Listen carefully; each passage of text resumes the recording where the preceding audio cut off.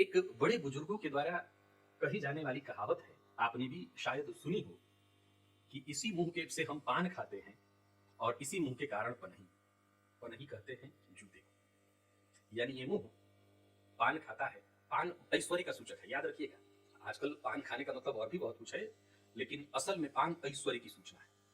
तो इसी मुंह से पान खाया जाता है और यही मुंह पनही खिलाने का भी कारण बन जाता है।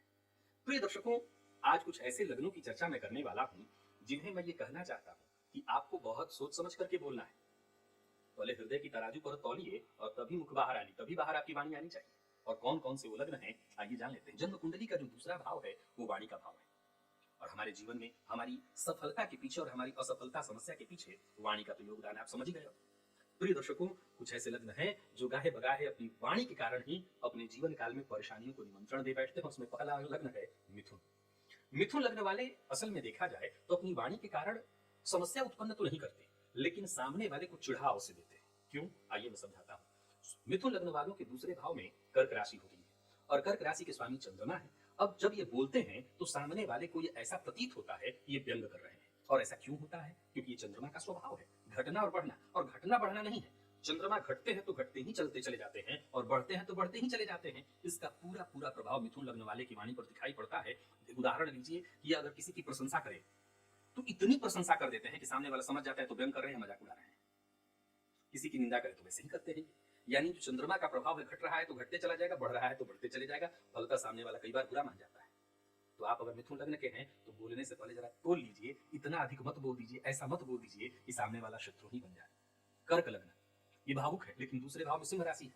अब यहाँ गौर करें, इनकी वाणी में ठहराव है, ये अपना एक स्वभाव है इनका। धीरे बोलेंगे, ऐसा बोलेंगे ठहर के या सोच समझ करके, लेकिन सामने वाले को लगेगा ये अहंकार में बोल रहे हैं। अब इनकी कोई गलती नहीं है, परंतु दूसरे भाव का प्रभाव ही ऐसा है कि सामने वाले को लगेगा कि तो इससे बड़ा कोई अहंकार ही नहीं है। आमतौर पर कई बार कर्क लग्न वाले इतना भावुक होकर के, इतनी दूसरों की मदद करके इस कारण भी फंस जाते हैं।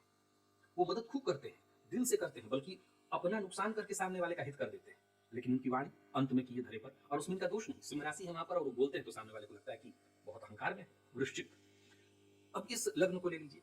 इस लग्न की सबसे बड़ी अच्छाई है कि मैं कहा करता हूं कि घुटते रहते हैं, अपनी समस्या किसी से नहीं कहते, लेकिन ये बोलते हैं तो समस्या खड़ी हो जाती है। कारण ये बिना लाग लपेट के बोल देते हैं, क्योंकि दूसरे भाव में गुरु की राशि होती है। ये सामने वाले के मन को नहीं देखते। अब जो सत्य है, सही है, वो मुंह पर बोलते हैं और सामने वाले को चुभता नहीं, तलवार की तरह लग जाता है। फलतः सामने वाले का बिदकना तो स्वाभाविक है। कुंभ, इनके साथ भी यही स्थिति है, क्योंकि वहां भी देखा जाए तो द्वितीय भाव में देव गुरु की राशि होती है। और ये जब बोलते हैं तो कड़वा सत्य बोलते हैं, दार्शनिक होते हैं, अच्छा बोलते हैं, बहुत अच्छा बोलते हैं। मैंने पिछले दिनों बताया था कि इनकी कोई कमियां नहीं है, लेकिन ये कड़वा सत्य बोलते हैं, सत्य बोलते हैं और कड़वा सत्य। अब सामने वाला तो जाहिर सी बात है सत्य। आमतौर पर एक मैंने वीडियो में कहा था कि मैं सचेत हो जाता हूं जब मुझसे कहता है कोई कि शास्त्री जी मैं सत्य सुनना चाहता हूं। मैं जान जाता हूं अब इससे सत्य नहीं बताना, क्योंकि सत्य सुनना चाहता है, ये बात कहता है, इसका मतलब इसे सत्य बर्दाश्त नहीं होगा।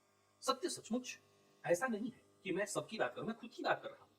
एकदम सीधी सत्य अगर मुझे ही कह दी जाए तो मुझे ही बर्दाश्त नहीं होगा। सत्य की ही तो समस्या है कि वो अकाट्य है, अटल है, पर वो बर्दाश्त नहीं होता। तो ये कुंभ के साथ भी परेशानी है। और रही सही कसर मीन वालों के साथ भी है। यहां आपके दूसरे भाव में मेष राशि होती है। पहले तो आप बहुत जल्दी जल्दी बोलते हैं, दूसरा आप कई बार ऐसा बोल जाते हैं जिसमें सचमुच थोड़ी कड़वाहट होती है।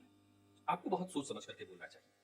कई बार एक और भी पॉइंट है, ये तो एक स्वभाव मैंने बता दिया। प्रिय दर्शकों, ये भी देखिए, समझने का विषय है। यदि इंसान भीतर से परेशान है तो आप ये तय जानिए कि जब वो बोलेगा तो वो कहीं ना कहीं परेशानी में होगा, और परेशानी में रहने के कारण उसकी जो वाणी निकल करके आएगी वो भी थोड़ी सी कड़वाहट लिए हुई होगी, क्रोध वाली ही होगी। यानी कहीं ना कहीं उसकी बात के कारण आपको दुख तो होगा। वाणी के कड़वाहट के कारण वहां भी दिखाई पड़ता है।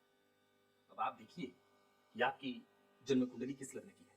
अब सवाल ये खड़ा होता है कि क्या यही लग्न वाले हैं या और भी लोग हैं जो कड़वा बोल सकते हैं? नहीं बोल सकते हैं, जिनकी कुंडली के दूसरे भाव से मंगल का संबंध बना हुआ है, गुरु का संबंध बना हुआ है। गुरु की केवल राशि में गुरु ही बैठे हुए हैं।